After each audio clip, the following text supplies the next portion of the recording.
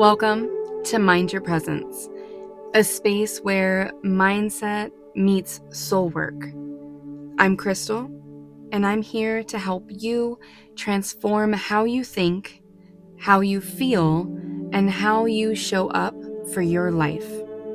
Each week, we'll dive into powerful practices, inspiring insights, and grounded guidance to reconnect you to your truth, rewire your beliefs, and expand what's possible for you. Because your presence is your power, and you're here to live fully, freely, and on purpose. So let's begin. Welcome back to Mind Your Presence. As always, if my message found your presence, then your presence is meant to be here. So take what resonates, leave what doesn't, and keep your mind and heart open to receive what is meant for you. I hope you enjoyed our last episode, the Gratitude Reset. If you haven't checked it out, go check it out. It's really a good one. And in that episode, we explored how gratitude can shift our perspective, soften the nervous system, and retrain the reticular activating system, the part of the brain that filters what we focus on and magnifies our experience. Today, we're building on that. Because there's something really important to understand about gratitude, mindset work, and even healing in general. It's not about forcing yourself to think differently or trying to always be positive. It's about realizing that you are not your thoughts in the first place, and learning to detach yourself from identifying with everything you think. And that's what this episode is all about. We're going to explore the nature of thoughts, the difference between awareness and identification, some common thought traps, and most importantly, practical ways you can step into awareness instead of getting stuck in your mind's stories. So let's dive in. Here's the first thing to know. Thoughts are not facts. They're not commands. And they're not who you are. Thoughts are automatic. They come from old wiring, conditioning, beliefs that you've picked up from parents, teachers, society, and even from stress that your body is still holding on to. So science tells us we have anywhere from 60,000 to 80,000 thoughts a day. And most of them, they're repetitive. A lot of them aren't even conscious. Think of the thoughts like little radio signals. Some stations are clear and some are fuzzy. Some are uplifting and some are critical. But just because a station is playing doesn't mean that you have to keep listening to it. That's the silver lining. You have the ability to change the station. Your brain is a reason and logic machine. It's always trying to keep you safe, solve problems, and prepare you for the worst. That's why the negative thoughts often feel louder. The brain is wired for survival first and fulfillment second. But here's the truth. A thought is just a sentence in your mind. It only has the power that you give it. Just like I always say, the only thing that has meaning in your life is what you give meaning to. The same goes for your thoughts. So, what's the difference between awareness and identification? Awareness is the part of you that notices, that gives attention. Identification, on the other hand, is the part of you that believes and perceives as. So imagine your mind like the sky. Thoughts are clouds, and some are light and fluffy, and some are heavy storm clouds. But no matter what cloud passes through, the sky remains untouched. That sky is you. That's your awareness. Now imagine cars driving down a highway. Those cars are your thoughts. You can watch them drive by, but the moment that you jump into one, you're taken for a ride. That is identification. When you are identified with a thought, you merge with it. You feel the emotion and you act on it. You take it as truth and you allow that thought to define you, to define your life. But when you are aware of a thought, you create space. You say, oh, there's a thought about failure again. Oh, there's my mind predicting the worst. You see the difference. One traps you and the other frees you.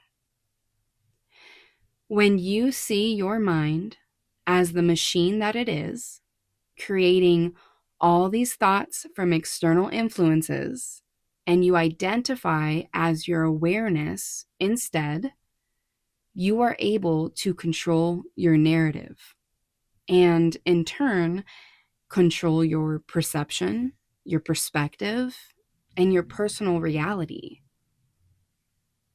So let's talk about some of the most common thought traps that we fall into. If you take nothing else from this message, listen to these. The first one, it would be negative self-talk. Negative self-talk is the number one cause for low self-esteem, low confidence, and the need for external validation. That voice that says, I'm not enough, I always mess things up, I'm so dumb, I can't do it, who do you think you are? These are not truths. They're echoes of old conditioning, other people's beliefs. And that little critic in your head, that one that's afraid of failing, it isn't you. It's your ego projecting fear from external influence and experiences that you perceived as negative in the past. Number 2 would be anxiety loops, the whole what if thoughts spiraling out of control. So what if I fail? What if they don't like me? What if something goes wrong? What if everyone judges me? The mind loves to create worst case scenarios because it thinks that will keep you safe. If you let it, the ego will choose comfort and misery over the new and unknown every time because it can feel scary. And the mind feels safer in situations that it can predict and or control. The next thought trap is identity statements. These are so simple, but we use them the wrong way every day. And I'm talking about me too. These are the ones that start with I am or I'm, right? So, like, I'm lazy, I'm broke, I'm not good at relationships. Here is why these are so powerful and they can be dangerous. The words I am literally mean to be. So when you say them, you're claiming your existence. It's throughout history, science, the Bible. They're not describing what you feel in a moment. They're claiming who you are at your core, right then and there. Something as silly as I'm exhausted, I'm tired, I'm lazy, I'm broke. How many times do you say something like that a day? Think about it. Every time you say, I am, you're giving a command to your subconscious mind. You're saying, this is my identity. And your brain, your body, and even your nervous system are listening with intent. That is why it's so important to become aware of what you attach after I am, even in a joking manner. Because whatever follows becomes part of the story you tell about yourself and to yourself. The truth is, you might feel lazy or tired in a moment. You might be experiencing struggle or financial stress. You might be struggling in relationships. But that's not who you are. Those are just passing experiences. Now think about what happens when you use the words, I am broke. It doesn't just describe your bank account in the moment. It becomes your identity. You react in those ways. When you say, I'm not good at relationships, or something along those lines, you are telling your subconscious, I'm someone who fails in love. I'm someone who can't connect. I'm someone who will be alone forever. And your brain, we talked about this, the RAS, will keep looking for evidence to prove that true. But here is the reality. Being broke is not an identity.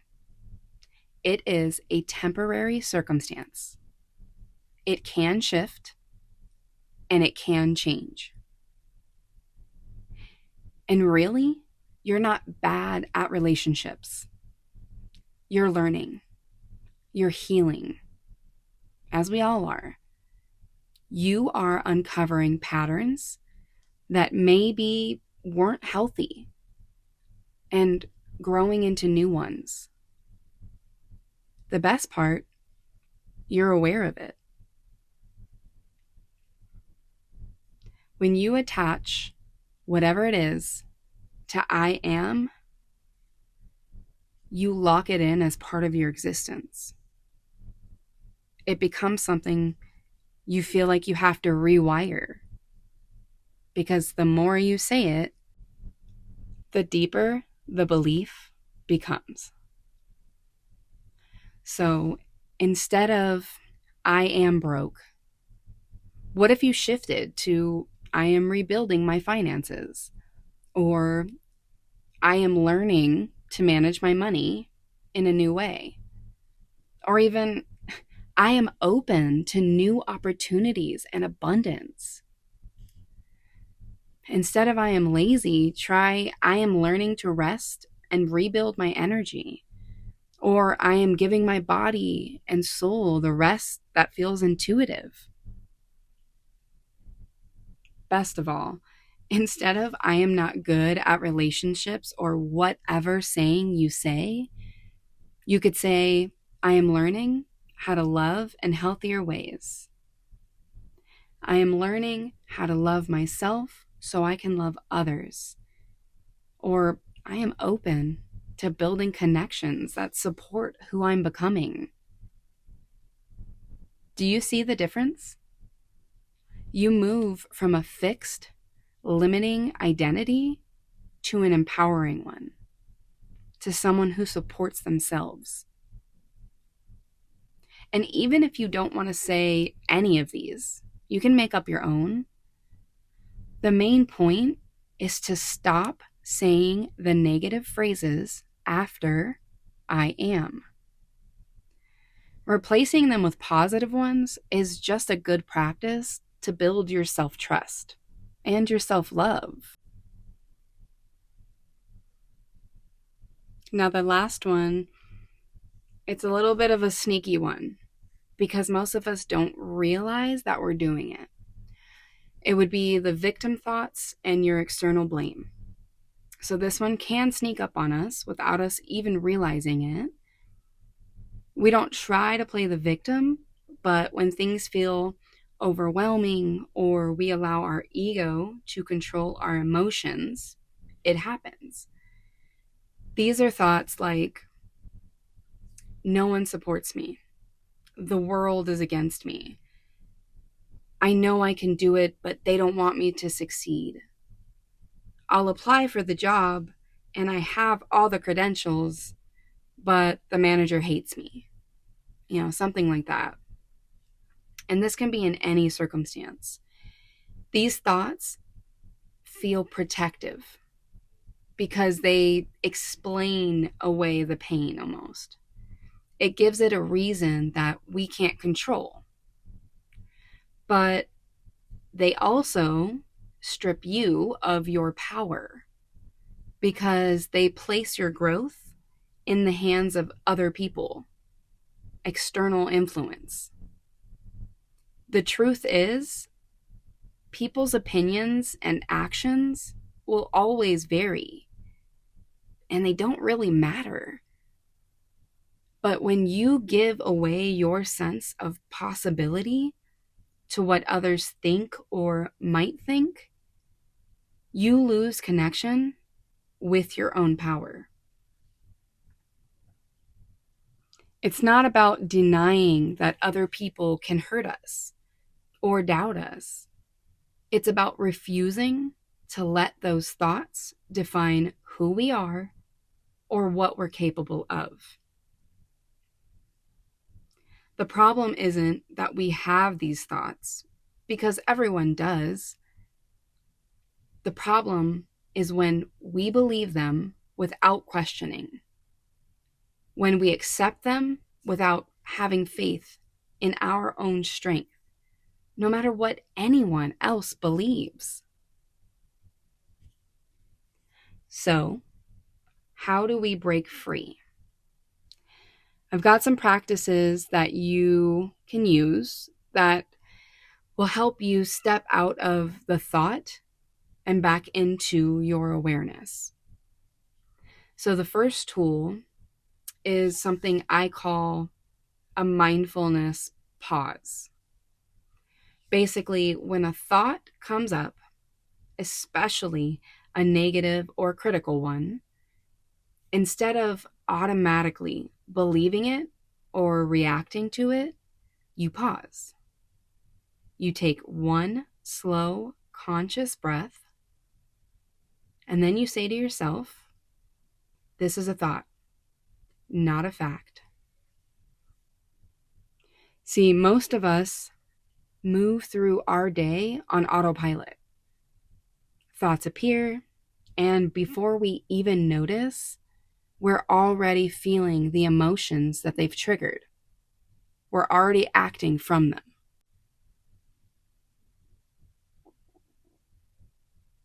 The second one would be, I guess I could call it name the voice. So instead of, I'm such a failure, try, there's that critic again. That's my ego. Name the ego even if you want to. Mine is Marissa. That's a personal story, why I have that as the name. But what that does is it creates distance. You separate your awareness from your ego. You go from I am to I notice. The third one you can do would be the breath check. So take a breath, and before reacting to a thought, pause and ask, does this thought expand me or shrink me? And if it shrinks you, you don't have to accept it. You can release it. So that one's fairly easy. Another one you can do would just be to journal. So you can think on what's going on and kind of get it out in front of you. It's just basically doing a brain dump. You write all the thoughts without judgment, just write them down, what's coming to your mind. Then you go back and you ask, is this true? Is this mine? Or is it something I picked up from someone else? And that should be able to help you decipher what's going on in your mind, so you're not constantly grabbing everything. So another one is gratitude redirect. Remember from the last episode, gratitude shifts your filter, your RAS. So when a negative thought arises, find one thing to be grateful for right there in that moment. It interrupts the loop. And that would actually take us right into that last one, because the last one is something that I really enjoy. So it's simple but powerful, that I love. And it's called the 17-second rule. So this comes from the teachings of Abraham Hicks. And the idea is, when you hold a single thought for 17 seconds, that thought begins to attract another one, just like it. It magnetizes. So if you keep focusing for another 17 seconds, it gathers even more momentum. And by the time you've held that thought for about 68 seconds, about 4 times, you've activated a whole new vibration, a new pattern, and a new current of energy. Think of it this way. Every thought is like a little spark. 17 seconds of focus is enough to catch fire, to light a flame. And once the flame is lit, similar thoughts start linking together and building momentum, hence building the fire. But see, this is why it is so important to notice negative loops early on. Because the longer that you focus, the more fuel you give to that fire. But here's the empowering part. The same is true for positive, supportive, expansive, and gratitude thoughts. So how do you use this? When you catch yourself in a thought that shrinks you, I can't do this, I'm not enough, or even they don't want me to succeed, pause, take a breath, and intentionally choose a thought that feels just a little bit better. You can even utilize your gratitude thought here. It doesn't have to be the most positive, glowing thought in the world. It just needs to feel lighter. So something like, I'm learning, or I've gotten through hard things before. It's possible that things can work out for me. And now you hold that thought. Breathe with it and stay with it for 17 seconds. That's long enough to start rewiring your focus, to shift the energy, and to invite in a better feeling stream of thoughts. The 17-second rule is powerful because it's short, simple, and doable. You don't need hours of meditation. You just need presence for 17 seconds. And we've talked about presence. Now remember, these tools don't erase thoughts. They're not going to stop them from coming in. We're human. It's in our nature. It's part of the mechanism.